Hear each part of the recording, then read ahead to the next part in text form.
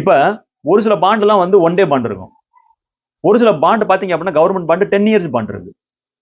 அப்ப எதுக்கு வந்து 10 இயர்ஸ் பாண்ட் இருக்குது, எதுக்கு வந்து 1 இயர் பாண்ட் இருக்குது, எதுக்கு வந்து ஒன் டே பாண்ட் இருக்குது, இந்த ஒரு புரிதல் நமக்கு தெரியணும். இப்ப இந்த டூரேஷன் வந்து என்ன ஆகும் அப்படின்னா இன்ட்ரெஸ்ட் ரேட் சைக்கிளை பொறுத்து இந்த டூரேஷன் ரிஸ்க் இருக்கும்.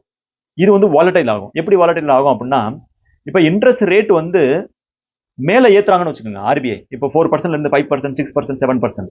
இந்த டைத்துல நீங்க வந்து லாங் டேர்ம் பாண்ட்ல இன்வெஸ்ட்மெண்ட் பண்ணிருந்தீங்க அப்படின்னா வாலட்டிலிட்டி வந்து நமக்கு வந்து ஆப்போசிட்டா போகும்.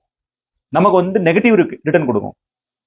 இப்ப 8%ல இருந்து குறைக்கிறாங்க 6%, 5%, 4% சொல்லி.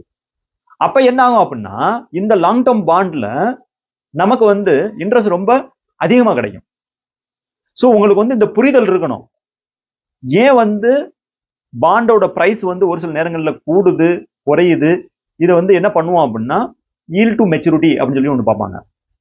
இதை பார்த்து டிசைட் பண்ணுவாங்க அவங்களுடைய ஓவரால் ஈல்டு எப்படி இருக்கு அப்படின்னு சொல்லி. பிளைண்டா வந்து நம்ம வந்து இன்வெஸ்ட்மெண்ட் பண்ணோம் அப்படின்னா இப்ப லாங் டேர்ம் பாண்ட்ல நிறைய பேர் வந்து லாங் டேர்ம் ஒரு 2 இயர்ஸ் முன்னாடி பாத்தீங்க அப்படின்னா long term dead mutual fund அபரிவிதமான ரிட்டர்ன் கொடுத்துருக்கு. நம்ம என்ன பண்ணுவோம் அப்படின்னா ரீட்டைல பெஸ்ட் மியூச்சுவல் ஃபண்ட் அப்படின்னு சொல்லி செக் பண்ணுவோம் கூகுள்ல போய் டெட் மியூச்சுவல் ஃபண்ட். அதுல காமிச்சது வந்து லாங் டேர்ம் மியூச்சுவல் ஃபண்ட். அது அந்த ஃபண்ட் நிறைய பேர் இன்வெஸ்ட்மெண்ட் பண்ணாங்க. ஆனா இன்னைக்கு டேட்டுக்கு வந்து லாஸ்ட் 1 இயர்ல வந்து அது வந்து நெகட்டிவ் ரிட்டர்ன். ஏன் நெகட்டிவ் ரிட்டர்ன்?